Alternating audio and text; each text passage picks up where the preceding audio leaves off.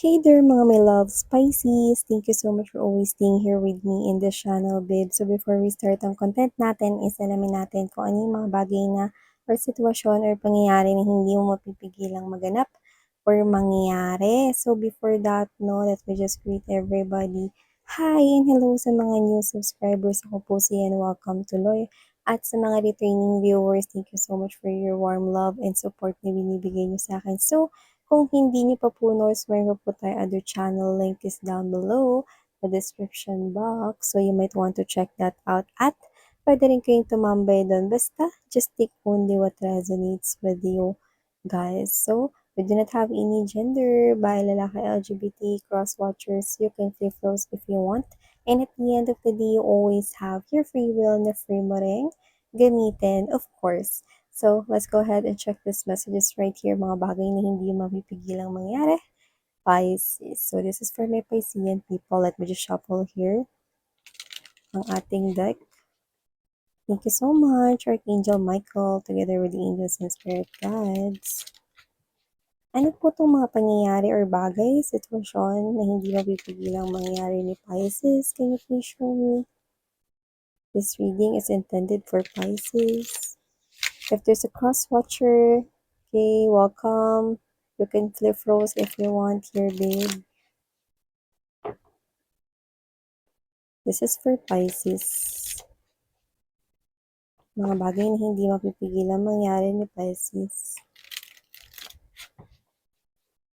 Ingat-ingat. May nakita ko rito inggit sa trabaho. Yan. At hindi niya kayang mag-inggit at pikit lang. Okay. Pisces.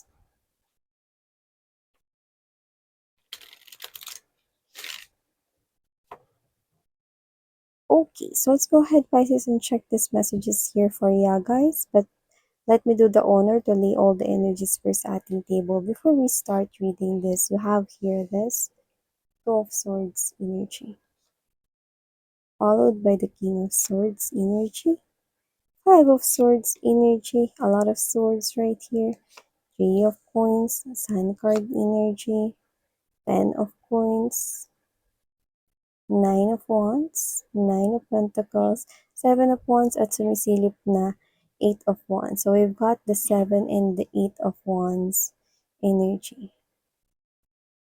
Someone here in your energy, gusto niya nang mag-backward or umatras pabalik, pero dapat kasama ka.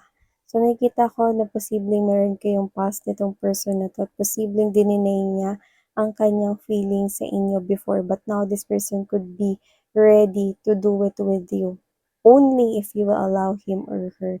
So this person could be wishing to go back in time here with you guys.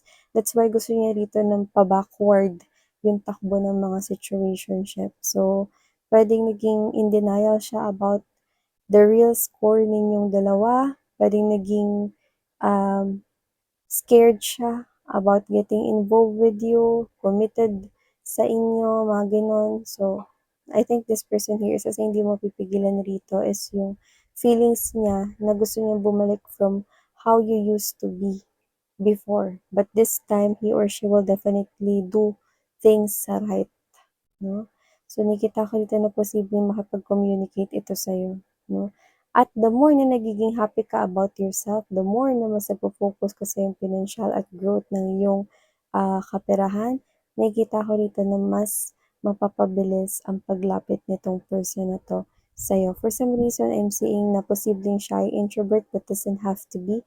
Pero nahihiya siya rito na mag-reach out sa'yo pero alam niya na kailangan niya itong gawin. So, expect mo na lumapit ito sa'yo. Yan. So, maliban dyan, Pisces, nakikita ko rin dito na isa sa mga bagay na hindi mapipigilan mangyari ay ang inggit sa trabaho. Kagaya ng binanggit ko kanina, lumbas dito na posibleng medyo nakikita ka ng mga katrabaho mo, no, marami sa kanila nagsasabi na mabait naman si Pisces, okay naman si Pisces, maayos naman siya magtrabaho. Maraming compliments ang naririnig mo from your mga katrabaho, and this person here dislikes that kasi gusto niya siguro mas matunog yung pangalan niya, Kasi gusto niya siguro na siya yung mas famous 'no, or kasi gusto niya siguro na na maka-receive din ng mga gano'n. Siguro madalas siyang late or siguro siya ito na posibleng mabagal mag-forward 'no, lalo na 'pag malapit na yung deadline 'no, kaya siguro parang normal lang yung kaniyang, galawan sa office or sa pinagtatrabahuhan ninyo. This is the type of energy na posibleng coworker ito, and this person here is mainggit sa'yo. At nakikita ko dito mga babes na posibleng gumawa ito ng mga bagay na posibleng ikasira ng pangalan ninyo. Pero huwag kayong mag-alala because hindi naman din siya magtatagumpay diyan dahil mas marami yung mga taong nakakaalam kung paano ka magtrabaho, okey? Kaya huwag kayong mag-alala, hindi kayo mga babes 'no, mai-evict sa inyong trabaho, kumbaga sa bahay ni kuya 'no, posibleng i-nominate kayo ng taong ito, pero hindi niya kayo kayang i-evict diyan. Ang ending posibleng siya pa nga ang umalis diyan sa work 'no, lalo na 'pag natuklasan na siya pala yung may kagagawan at hindi pala ikaw. Alam mo diyan talaga nagsisimula, eh, 'no, yung mga taong naiinggit yun talaga yung mga tao na sila mismo yung sumisira ng pangalan nila, sila mismo yung gumagawa ng paraan ng hindi nila nalalaman 'no, sila pala yung gumagawa ng paraan para, bumaho yung kanilang mga names 'no or madungisan, 'di ba? Dahil lang sa inggit, 'di ba? Kaya nga 'pag inggit pikit na lang dati, meaning i-ignore na lang, 'di ba? Eh, kaso this is something here na posibleng itutuloy niya kasi triggered siya at ayaw niya rin kasi na parang siguro mas na may nakakalamang sa kanya. Baka siya ito na angat 'no, pero 'pag nandiyan ka parang pumapangalawa lang siguro siya, 'yan 'no. Pero yung iba, mga babes na yun 'no, iniban ko lang 'no kasi yung bangs, yung bangs ko kasi mga babes na umano sa aking eyes, so hinipan ko lang. So yun yung mga babes 'no, I'm going back right here. So nakita ko dito Pisces na yung iba sa kanila posibleng love life ito at hindi ito work. Pero konti lang naman yung about sa love life dito 'no, kung maka-resonate kayo. So posibleng kapagka nandiyan yung crush niya, pumapangalawa lang siya sa napapansin, ikaw yung mas napapansin, 'yan. Eh, so posibleng yung taong nagugustuhan niya na mas napapansin ka, possible po 'yan. So maliban diyan Pisces, nakikita ko rin dito mga babes na isa sa mga hindi mapipigilan mangyari rito 'no, is yung mapagalitan ka rito 'no. Hindi ko alam kung parents mo ba 'to o boss mo 'to, eh. Pero posible na someone na may authority or someone rito na na parent figure, okey? Or someone na puwedeng papa mo or mama mo or lolo, lola, 'yan 'no. So, kung sino man 'tong energy na 'to, ba't ka naman papagalitan miss niyan? Nakikita ko kasi dito mga babes na posibleng meron ditong bagay na hindi naman yung masama gawin, pero posibleng hindi lang sila as in okey doon na ginawa mo, okey? But you are already 'no, sa isang right age for you to do anything that you want. Pero alam mo na puwedeng sa family ninyo 'no, posibleng hindi nila nagustuhan or magustuhan kung ano man 'yun. Kunwari ganito, gusto ninyo example lang naman 'to mga babes 'no, gusto ninyo na magpa-tattoo pero ayaw ayaw ng family ninyo 'no, kasi madumi daw sa katawan, eh, kasi ano daw 'no, mga gano'n-gano'n. Mukha daw kayong ganito, ba ba ba ba ba. Ano, pero nagpa-tattoo pa rin kayo, 'yan 'di ba? Alam mo kasi yung tattoo nung mga unang panahon, 'pag may tattoo kasi 'no, tingin nila hindi mabuti ang tao or whatever 'no, so 'yan. Ngayon kasi naiintindihan na ng lubusan ng mga tao 'no, na yung pagpapa-tattoo is an art. May mga tao na ayaw nun, may mga tao na gusto nun 'no, tinatanggap nun na parang kanya-kanya kasi tayo dito ng opinyon pero depende naman kasi yun sa kung anong klaseng tao ka. Ako, me, myself, and I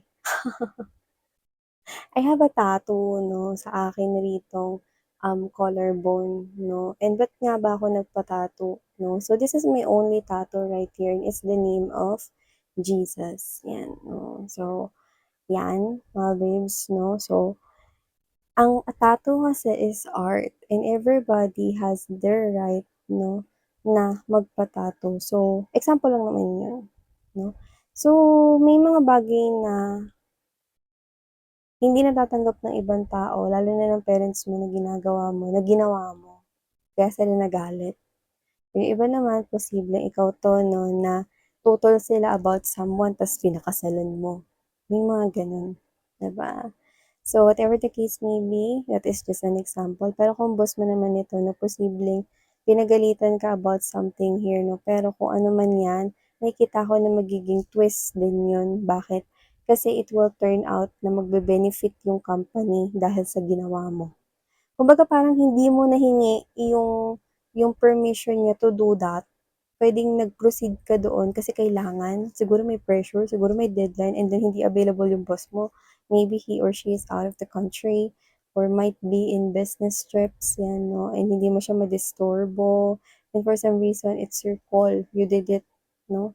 Nagalit siya because you did not ask his or her permission but it turned out 'no, na ilang mga days 'no, posibleng mas nag-benefit pa yung company because of what you will do. So yung galit niya nakikita ko itong papalitan ng praise or papuri sa'yo, 'yan. Tsaka nakita ko na mahal mo yung trabaho mo, eh, okey? Kasi alam mo na ito yung main source ng pinagkikitaan mo 'no, para sa pangangailangan ng family mo. If you have here your own family, 'yan 'no, or meron ka ritong, yun nga 'no, your biological parents 'no, your siblings 'no, na tinutulungan 'yan 'no. So, alam mo na 'yan yung source of income mo. So, inaalagaan mo talaga yung work na 'yan 'no. So, nakita ko diyan ka na naggo-grow with the sun card energy, okey. So, nakita ko dito mga babes na maliban diyan, isa sa mga bagay na hindi mo mapipigilan dito 'no, ay ang pag-join.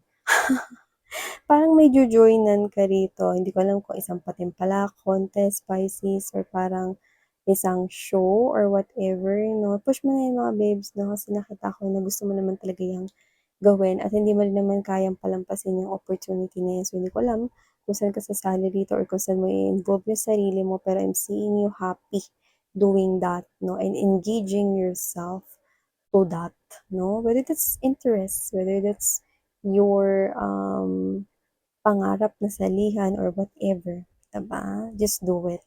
So, aside from that na hindi mapipigilan ritong mangyari is ang isang tao rito 'no, na mas ilabas pa yung kanya ritong feelings para sa'yo and I think masasabi niya ito sa'yo ng parang pagalit, pabulyaw, parang nagulat 'no, yung parang sinabi niya sa'yo na parang, "Libra, gusto kita."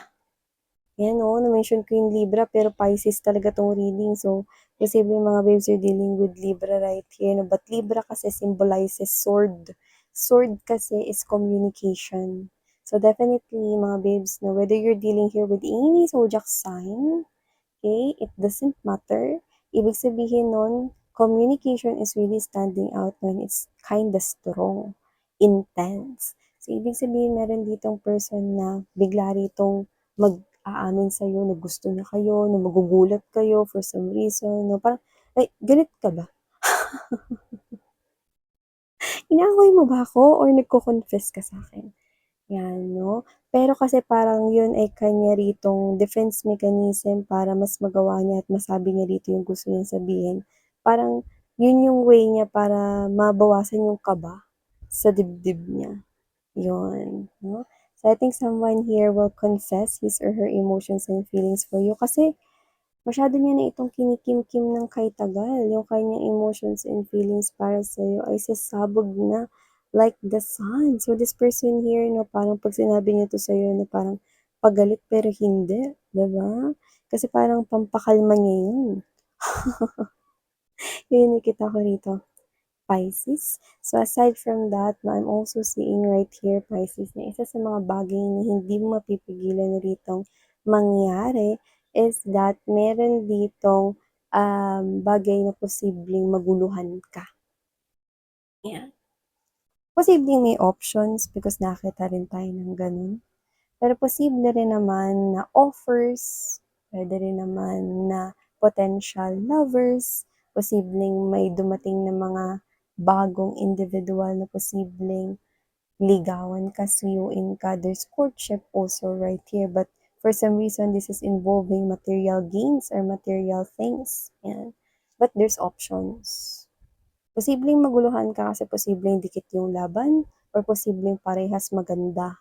So, dun magkakatalo kung ano yung pipiliin mo. Mahaharap ka sa ganyang klase ng sitwasyon, but I think you will definitely choose what you think ang alam mo na mas magiging kapaki-pakinabang for you, King of Swords energy. So yeah, these are all the messages we got right here for my Piscean people out there. Thank you so much for your time here, babe. Have a nice day, and please do check out other channel if you're interested then.